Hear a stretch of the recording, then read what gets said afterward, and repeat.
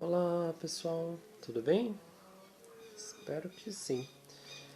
É, eu tô vendo pela quantidade de views e pela duração média de tempo que o YouTube informa, né? O tempo em média as visualizações ficam assistindo. Por mais que eu faça um vídeo bem longo, detalhado, essas coisas, vocês acabam não assistindo nem um quarto do vídeo. Então acho que eu vou fazer esse mais simples, tá? Mais enxuto, pequenininho, para ver se pelo menos assim vocês conseguem retirar aí algum tempo da sua rotina para poder pegar um pouquinho aí de informação que eu acho que seria meio que essencial para vocês conseguirem abraçar o sacramento da crisma aí da melhor maneira, tá bom? Então na nossa agenda de hoje a gente vai comentar um pouquinho sobre a ressurreição de Jesus Cristo. Né? No último vídeo a gente falou um pouquinho sobre a questão do da paixão de Cristo, né? Da questão da entrega dele para a morte, né? Da morte na cruz. E depois de 3 dias, né? Como acho que vocês sabem a história, Jesus Cristo conseguiu, por suas forças próprias, ressuscitar. E assim, inicialmente ninguém acreditou, né? Acho que se a gente tivesse ali também naquele contexto, não teria acreditado também, né? Não dá para julgar os apóstolos por conta de um comportamento completamente humano, né? Sinceramente, não tem muito o que debater nesse sentido, né? A primeira pessoa que vai até o túmulo, né, é Maria Madalena. Ela chega de manhãzinha, quase que o sol não tá saindo ainda, sabe? Tipo umas 5 da manhã. E daí ela vai pra jogar perfume no corpo, né? Ninguém foi no sábado, porque no sábado era a Páscoa judaica. E na Páscoa judaica era um dia de festividade, né? Ninguém poderia fazer nada assim tão trabalhoso. Tanto é que o sábado, inclusive, né? Eu acho que eu já comentei isso um pouquinho com vocês. O sábado é um dia muito santo, é o dia do descanso do judeu. Ele não vai. Olha, eles são muito rígidos, eles são muito fiéis a uma lei, assim, quase ditatorial, sabe? Tipo, não é pra trabalhar no sábado, então se eu for marceneiro eu nem vou levar madeira junto comigo, sabe? Eles são bem rígidos nesse sentido. Então, ah, o sábado não era um dia que o pessoal ia embalsamar o corpo de Jesus Cristo, né? Na sexta ele morreu, foi sepultado. Sábado ele ficou lá, né? Meio que abandonado ali, algum tempo. E no domingo de manhãzinha cedo, Maria Madalena se dispôs a dar um pulo lá no túmulo para embalsamar o corpo. E daí o que, que ela encontra? Ela encontra o túmulo aberto.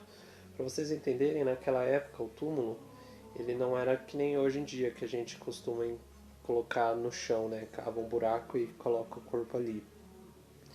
Naquela época eram como se utilizassem cavernas para poder colocar o corpo, entende? Então, nesse sentido, era como se fosse uma caverna mesmo, uma gruta, né? Colocava o corpo ali dentro em algum tipo sarcófago e colocava uma pedra em cima. Esse túmulo, inclusive, era um túmulo novo, né? Segundo a tradição, há entendimento de que aquele túmulo ali nunca tinha sido usado. Foi um.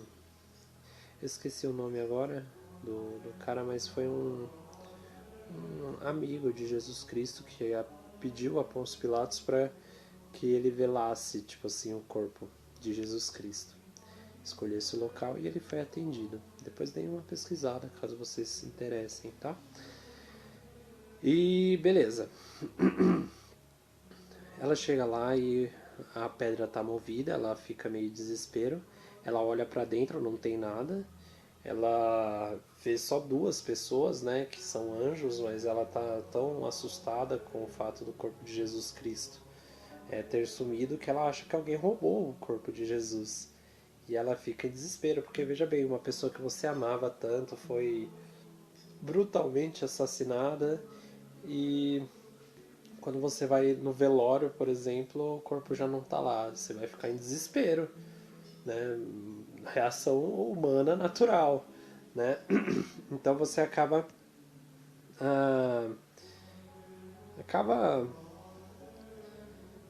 se desesperando e querendo encontrar esse corpo. E aí os anjos falam, o que você está procurando? Ela está procurando Jesus Cristo aqui. E daí depois o próprio Jesus Cristo aparece para ela, né? E ela não reconhece. Jesus já glorificado, ressuscitado, né? Em corpo e alma, tá? E, e ela olha para ele e acha que é o jardineiro ali, né? Que tá ali perto. O, ela pergunta, onde está o corpo? Se você escondeu, né? Me fale onde está que eu vou buscar. Daí ela fala, mas Maria, né? Maria. Aí na hora que Jesus fala Maria, ela se toca quem é. Fala, Senhor, meu Deus, que coisa linda. Ela fica toda feliz. E é ela quem vai anunciar para os apóstolos o que aconteceu. Jesus fala que vai encontrar eles em algum momento ali e tal. Maria Madalena vai, corre, fala com os discípulos, aí tem em um dos outros evangelhos a parte de João, ou se não me engano pode ser até no mesmo evangelho, João e Pedro saem correndo em direção ao túmulo. É interessante, quando a gente descobre um milagre a gente sai correndo, né? A gente não vai caminhando. Quando a gente está com fome, com sede de uma boa notícia, a gente não vai caminhando, a gente vai correndo, né? O ânimo, a alegria de estar diante de uma boa nova. Evangelho, o significado de evangelho é boa nova, né? Mas estar aí diante de uma boa nova te motiva a correr atrás disso, né? E daí eles não encontram Jesus, mas encontram realmente o túmulo vazio e ali é uma boa oportunidade para um ato de fé, né? De falar, nosso Senhor ressuscitou tal, mas também é uma boa oportunidade para entrar em dúvida, né? Mas beleza. Aí depois de algum tempo, né? Passa um tempo e estão lá reunidos os 12 discípulos em um local certinho, lindo, maravilhoso. E Jesus aparece para eles, né? Jesus ressuscitado.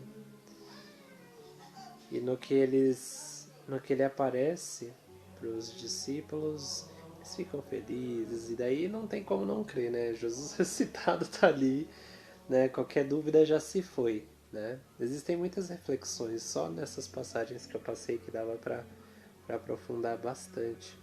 Mas assim que os discípulos recebem, né, fica um tempo e depois Jesus vai embora.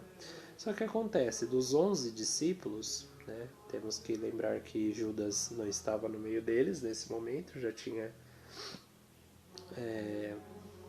cometido um suicídio. Tinha só 10 discípulos ali, porque o Tomé não estava. O Tomé, ele, não sei, estava no mercado, estava em outro lugar do planeta, não sei, mas ele não estava ali junto com os discípulos quando Jesus apareceu. Aí também cabe uma reflexão pra gente, né? Quantas vezes a gente não tá indo na missa, não sei, a gente deixa de absorver algum milagre, alguma circunstância que poderia alimentar a nossa fé, a gente não vai, e daí um amigo, um colega fala, nossa, eu recebi uma graça durante a missa, e daí a gente fala, não, acho que não recebeu não. A gente fica em dúvida. A gente é muito Tomé, eu falei um pouquinho disso no último vídeo também. Mas às vezes a gente cai nessa né, mesmice, nessa questão de será que eu sou realmente um bom cristão? Não, na verdade, será que eu realmente sou uma pessoa que vai acreditar nessa baboseira que os meus 10 amigos estão falando? Acho que não. Daí Tomé, ele faz o contrário de um ato de fé, ele faz praticamente um ato de dúvida, né? Fala, enquanto eu não tocar nas feridas, enquanto eu não ver com os meus próprios olhos, eu não vou acreditar. Né? Jesus, ele nos dá, né, sempre a fé. A fé não é minha, como eu disse em outro vídeo, as virtudes teologais não são produção humana, é produção de Deus que Deus nos entrega. Mas Tomé, vendo essa circunstância onde ele poderia procurar orar pelo Senhor para que ele acreditasse nisso, ele achou mais conveniente se apegar à razão humana, né? Então daí ele falou, não quero nem saber, eu não acredito e ponto final. E a gente ainda coloca a nossa fé requisitos, né? Deus tem que cumprir esses requisitos, eu tenho que olhar, eu tenho que tocar, eu tenho que sentir para poder acreditar no Senhor. Eu tenho que cair em lágrimas, sentir o meu coração sendo tocado para acreditar no Senhor. A gente coloca ele sempre numa encruzilhada e a gente acha que é super virtuoso com isso, mas ok. Então Tomé vai, né, e duvida. Aí um pouco menos de uma semana, 6 dias depois, ele é acolhido. Ele está junto dessa vez com os apóstolos e Jesus aparece de novo. E Jesus fala, olha, toca aí, você está vendo minhas feridas? Jesus ressuscitado, onde a morte não o tocava. Ele teve que deixar as marcas das chagas dele no corpo para que nós acreditássemos, né?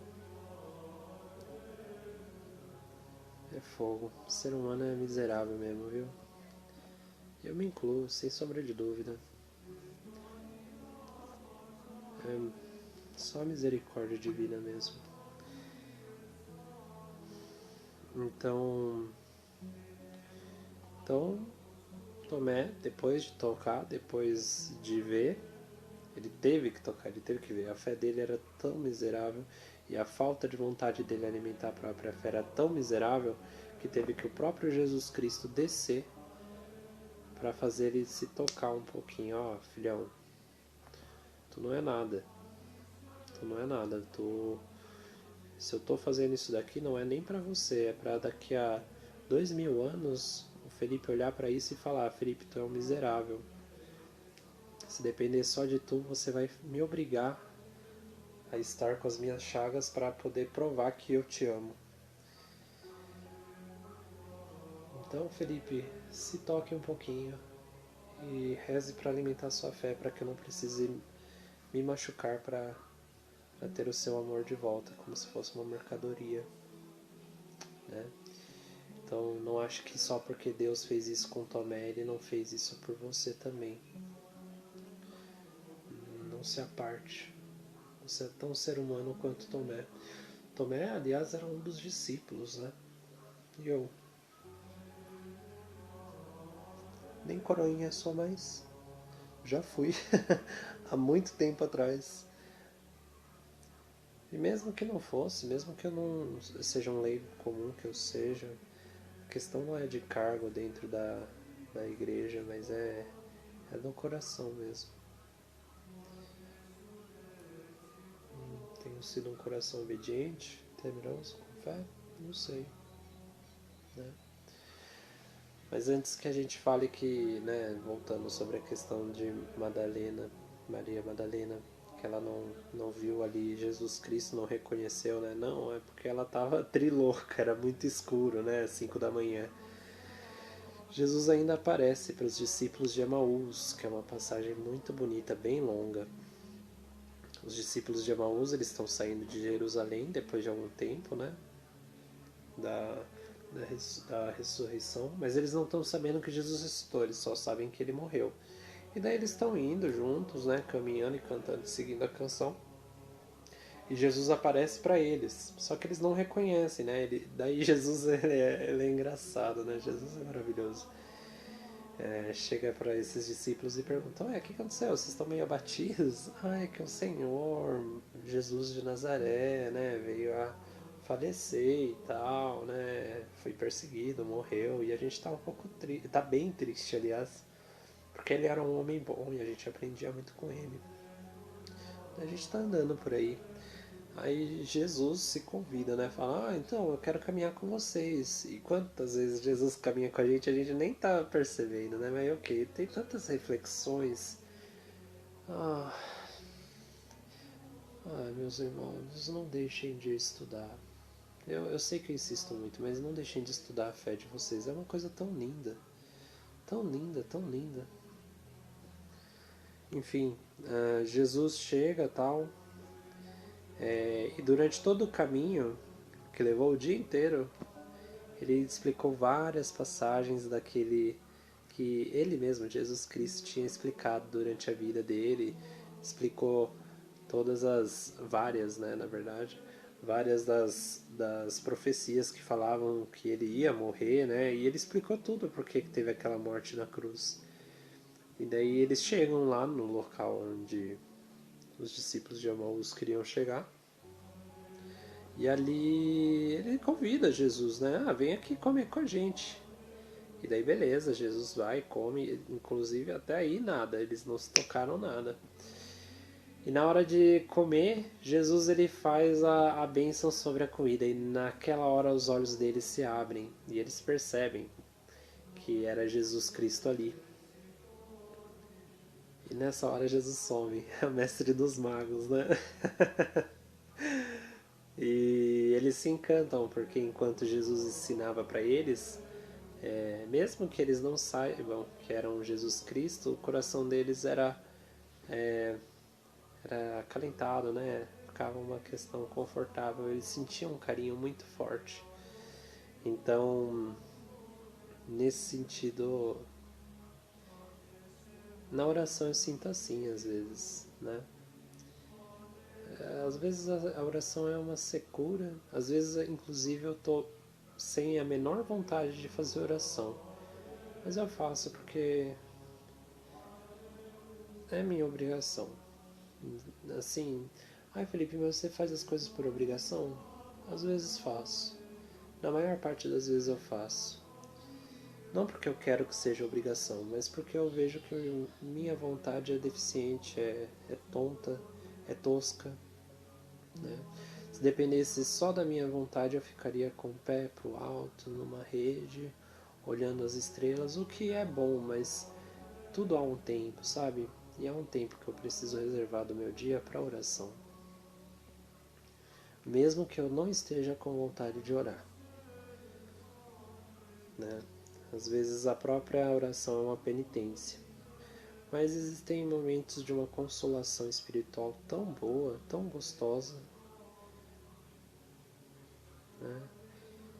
Então, na secura, Deus nos ensina, na secura de vontade, né? De não ter menor, sabe, ânimo. Eu já tô cansado, sei lá o que tal. Existem graças que são dadas durante momentos de prazer na oração. Acontece, não é todo dia. Aliás, provavelmente, principalmente no início da rotina de oração, a maioria dos dias vai ser muito ruim, muito difícil, vai parecer uma perda de tempo, não vai ter aquele retorno. Mas, né, uma vez ouvida a história de Jesus, a gente fica levando ele aí no nosso caminho, a gente nem percebe, ele está ali do nosso lado e a gente está orando junto com ele, indo para o mercado, assim, sabe? E na hora de receber o alimento, que é a Eucaristia, a gente percebe, então era Deus que estava falando comigo naquela hora. É bonito. E daí a última parte nos Evangelhos que falam sobre Jesus ressuscitado nos Evangelhos, tá? Nos Atos dos Apóstolos tem mais um pouquinho. Mas no ato dos nos Evangelhos é uma passagem muito bonita quando Jesus vai até Pedro, né? E eles comem um peixinho assado, né? na praia. Eu acho lindo isso. E Jesus pergunta 3 vezes para Pedro, né? Pedro, tu me amas? Pedro, tu me amas? Pedro, tu me amas? E Pedro responde, Senhor, eu te amo. Senhor, eu te amo. E Senhor, tu sabes que eu te amo. Mas nessa terceira vez ele fala um pouco triste. Uma coisa interessante que precisa ser relevada nisso. A gente lembra dessas 3 perguntas de Jesus, né? Sobre o amor, em referência às 3 vezes que Pedro nega Jesus na cruz, né? Jesus sendo condenado, né? Fala, eu não conheço esse tal de Jesus aí, não. Mas uma coisa que a gente não sabe geralmente é que na tradução, na versão original dessa passagem, ela foi escrita, se não me engano, em grego. E existem 3 palavras no grego para descrever o amor. O amor eros, o amor filia e o amor ágape. O eros é aquele de sentimento carnal pela sua companheira ou companheiro. O filia é aquele mais de amizade, assim, algo mais nesse sentido. E o ágape é um amor sem medidas, um amor por amor, um amor realmente fundamental e puro, que seria aquele que para o cristianismo seria apontado como um amor divino, um amor conduzido pelo Espírito Santo. Quando Jesus pergunta para Pedro, Pedro, tu me amas? Na versão original ele está perguntando, tu me ágape, né? Tu me amas com amor divino? E Pedro já responde de primeira, eu te filia, né? Eu te amo com amor de amigo, não é um amor divino, porque eu sou um ser humano e te neguei 3 vezes. E realmente sou miserável. E daí Jesus fala na segunda vez, né? Pedro, tu me ágape? E Pedro, eu te filia. E na terceira vez, Jesus fala, salvo engano, tá, gente? Na terceira vez, Jesus realmente pergunta, tu me filia?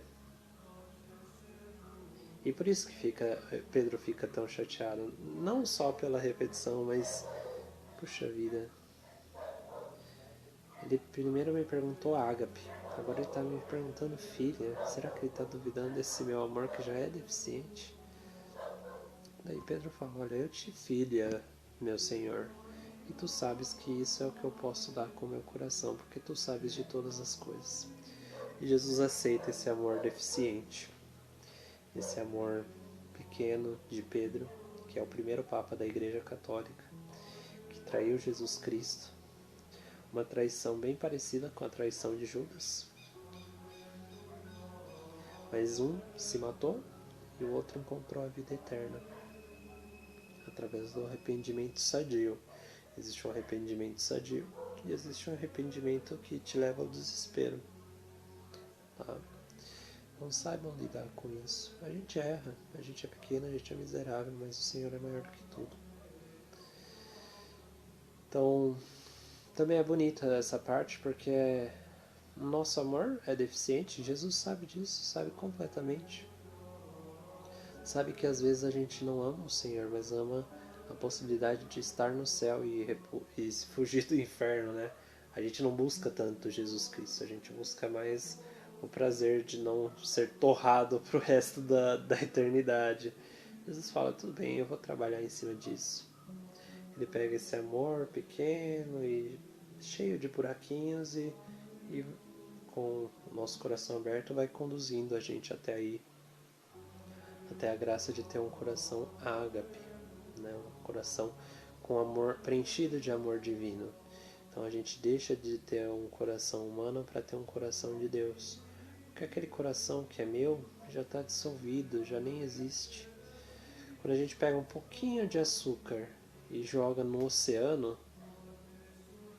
o oceano não muda de gosto. Você nem sabe onde está o açúcar que você jogou nele. Por quê? Porque o açúcar já não existe, é tudo oceano. É assim o nosso coração. O nosso coração é pequeno, né? é tão, sabe,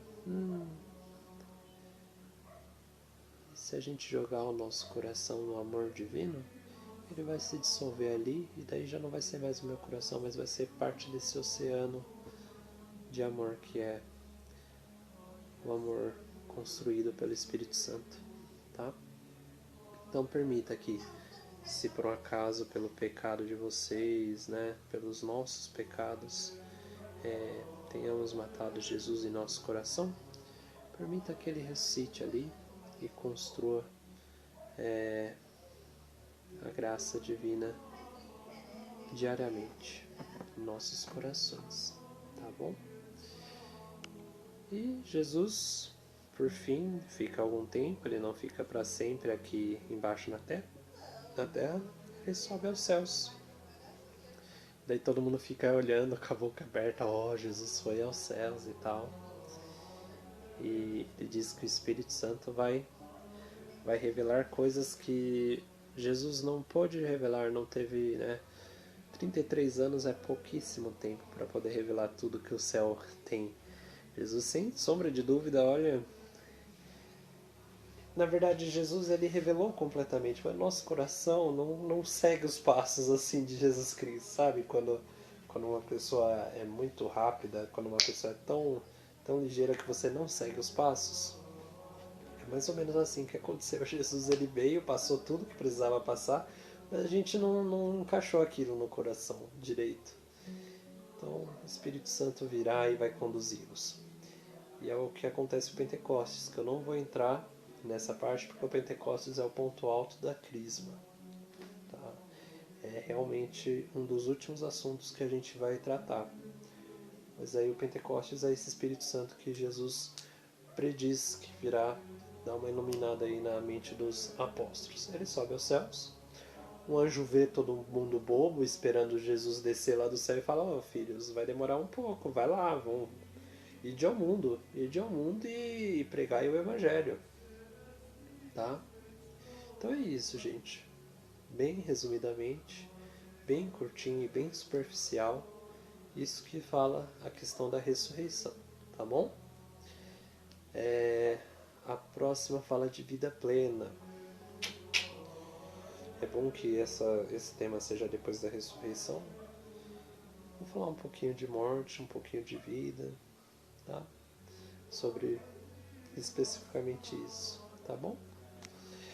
Beijinhos, abraços, até mais.